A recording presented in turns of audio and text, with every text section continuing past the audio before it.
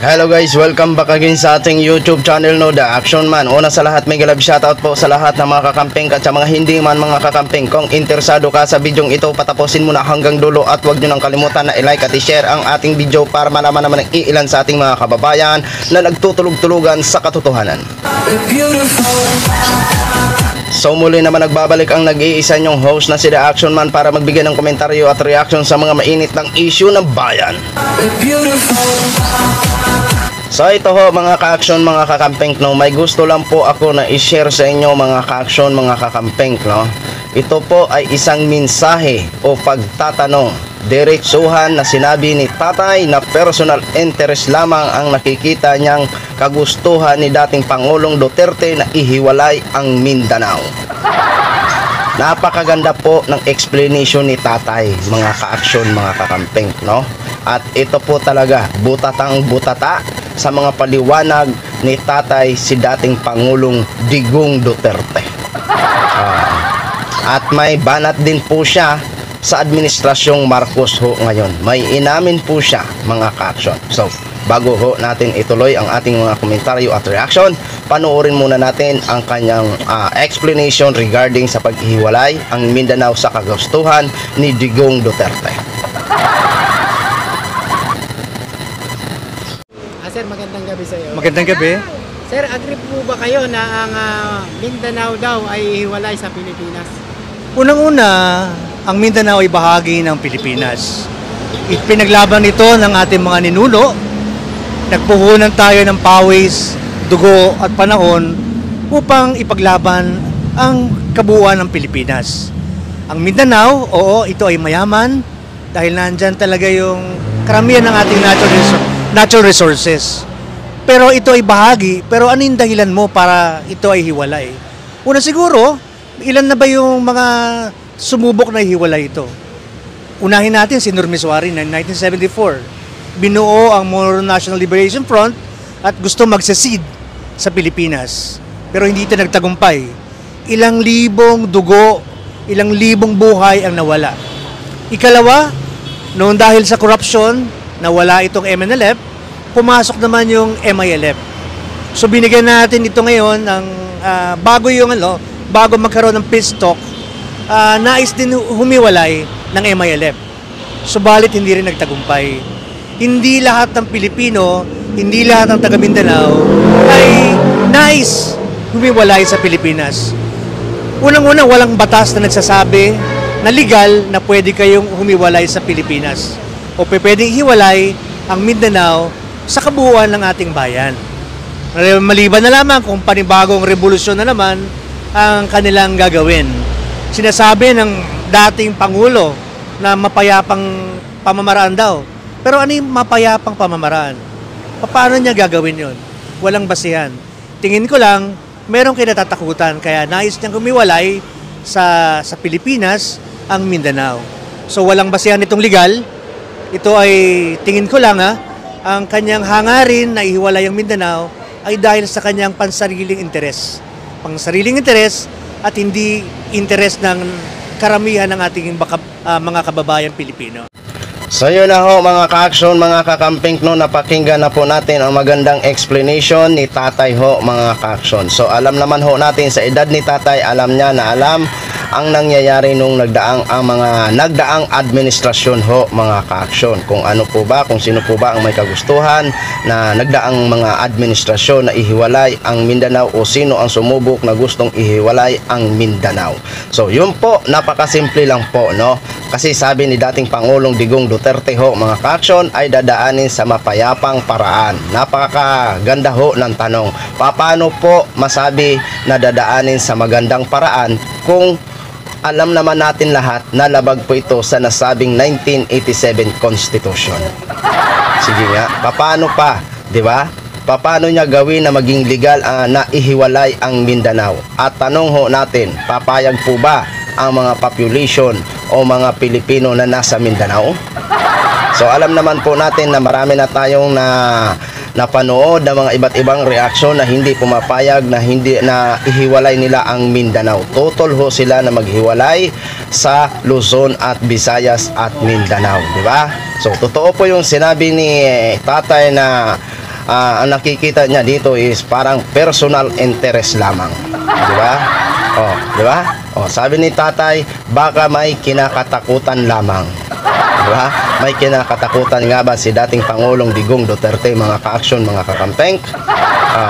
Baka nga ho, dahil gusto niya ihiwalay ang Mindanao, dahil kapag siya ay magkaroon ng pwesto doon, if ever na magawa niya na ihiwalay ang Mindanao, kapag siya ay magkaroon ng pwesto, siyempre, mahirap na siya questionin kung ano man ang kinakatakutan niya. No? So, eto ho mga ka-aksyon, pakinggan po muna natin ang banat niya sa tanong ng vlogger dito kay Mr. President Bongbong Marcos. Sir, ano naman po masasabi mo sa mga bumabatikos na wala nga daw, nagawa daw ang ating Pangulong Bongbong Marcos? Sa totoo lang, hindi ko ibinoto si Bongbong. Dahil meron din ako pinagdadaanan. Pero dahil siyang ibinoto ng majority ng ating mga kababayan, ito yung panahon para suportahan din ang kanyang administrasyon. Merong hangarin ang Bongbong administration, subalit tingnan natin, bigyan natin ng pamamaraan, giveaway. Merong bago, yung sinatawag nating bagong Pilipinas. Sinasabi naman ng ating Pangulo na humanap tayo ng bagong paradigm. So bumubuo tayo ng framework. Ito yung panahon na tayo mag-usap, ano ba talaga ang hangarin natin? Hindi ito yung panahon ng paghihiwalay, pag-aaway-away. Buuin natin. Ang ating ekonomiya ay naapektuhan, hindi ng Pilipinas lamang. Ang global recession ay marami, sa ating buong mundo ay patuloy naman yung inflation na tayo ay naapektuhan. Narito pa rin actually yung tinatawag nating mas marami pa rin sa atin ang naghahangad ng mga mga western products. Pero bihira sa atin ngayon yung mga Pilipino na naghahangad ng Pilipino ang kailangang tangkilikin. So sa ngayon, ang tingin ko, bigyan pa natin ng ilang pagkakataon ang pamahalang Marcos. Meron yan Merong nais yan na dapat nating suportahan. Hindi porket hindi ko siya ibinoto, hindi ko siya susuportahan. Pero, pag meron ng nagawang hindi maayos ang ating pamahalan ngayon, ito yung panahon para siya ibatikusin. Merong space para siya ibatikusin. Merong media, katulad dito, pwede natin batikusin. Meron tayong demokrasya. Pwede natin sabihin sa kanya na, Presidente, medyo lumilis ka na po sa iyong ipinangako. Baka pwedeng gumaya ka naman. At tingin ko, pwede siya makinig. Bagamat, kailangan baguhin yung mga kordon. Ang laki-laki ng kordon niya Ibig ko sabihin na malalaki na ulo, mga nasa paligid sa kanya. So, baka naman yung ibang mga tao, mga mamamayan, na naghahangad na maiparating ang mga hinaing ay hinaharangan. So baka maganda, mahal na Pangulo, merong mga tao mo na naghahangad na sirain ka. Baka mas maganda na linisin na rin natin ito. Sir, ano naman po masasabi natin dahil po marami pong pabahay siya at napamahagi ang mahihirap na kababayan natin? Actually, sa ngayon talaga, ito isa sa mga ipinangako natin Pangulo. Hindi ito maibibigay ng bukas, ibibigay ko to Dahan-dahan yan. Dahil tingin ko, naniniwala pa rin ng Pangulo natin sa proseso. So hindi yan basta babawiin mo yung lupa na yan, ipamamahagi mo na agad. Merong pamamaraan, legal na pamamaraan, upang ipamahagi yung mga bahay. Ang bahay, hindi pa pwedeng gawin yan ng isang araw lang. Siyempre, hindi ba? So kailangan din yan ng batas. So ngayon, meron ng batas, unti-unti nakita ko naman na ipamamahagi na. Pero siyempre, hindi lahat. Marami pa rin sa ating mga Pilipino na yung tinatawag nating professional squatter. Bibigyan ng bahay, tapos iiwanan, ibebenta yung bahay. Siguro isa yung isa sa mga dapat nating tanggalin sa kultura ng Pinoy. Unti-unti siguro, may pamibigay na natin Pangulo. Ilan na ba yung mga naibigyan niya ng bahay? Dumadami na rin. Pero sana ito ay ingatan. May monitor natin, may monitor nila yung mga nabigyan ng bahay. At sana, patuloy na mabigyan yung mga mas nangangailangan ng bahay. Tapos, siyempre, hindi lang bahay, kundi hanap buhay. Bahay, hanap buhay, at yung kalusugan ng mamamayan. So yun na ho mga ka-action, mga kakamping no, napakinggan na po natin ang kanyang statement regarding sa administrasyong Marcos ho mga ka-action.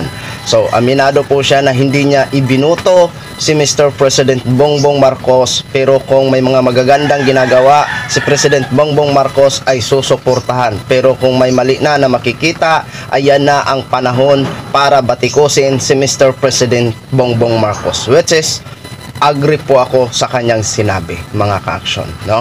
So ako aminado din, hindi ko din binoto si Mr. President Bongbong Marcos, pero hindi nga po ako against sa gobyernong ito ni Mr. President Bongbong Marcos. Papalakpakan natin, susuportahan natin. Ay hindi, wag na natin kasi hindi ko na nila lahat ha. Ako na lang ho mga ka-action. Kung may makikita akong ginagawa si Mr. President Bongbong Marcos para sa bansang Pilipinas, pupurihin ho natin, papalakpakan natin kahit kalahati lang naman, no?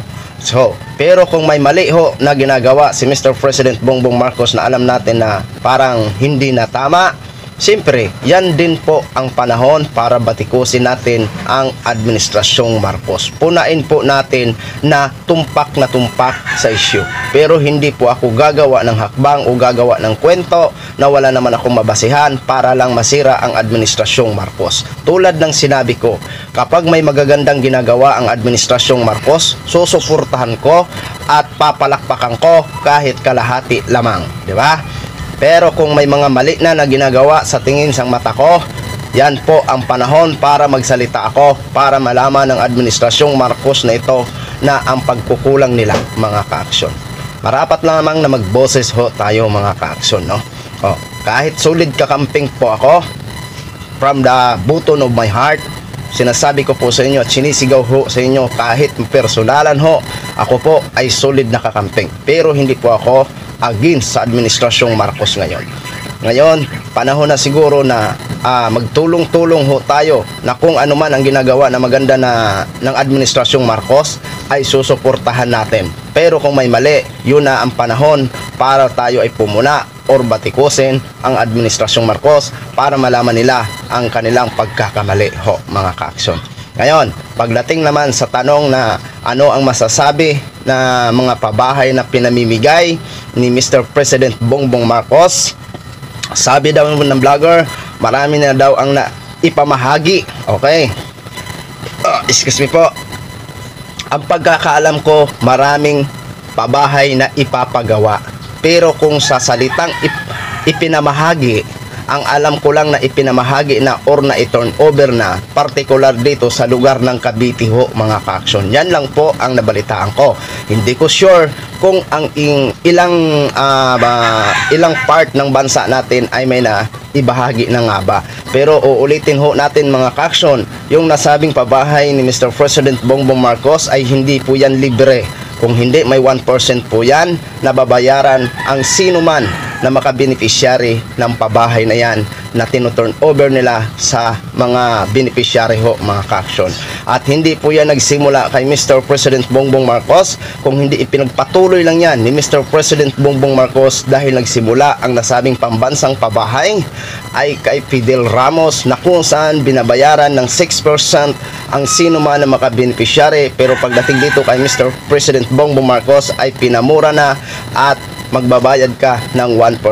I think ang pinakamura dyan na pabahay ay kulang-kulang 1 milyon o more than 1 milyon ang babayaran ng sino man na makaabil ng nasabing pabahay. Yan lang po, nilinaw lang po natin nang sa ganon maging malinaw din sa ating mga kababayan kung ano po ba talaga ang tama, kung iyan ba ay libre o may bayad ho mga ka-action. Okay? So yun lang po, share ko lang ho sa inyo now. Maraming salamat po sa ating mga viewers Luzon, Visayas, South Mindanao, all over the world. Ako po ang inyong lingkod, si The Action Man. Good morning everyone. Beautiful.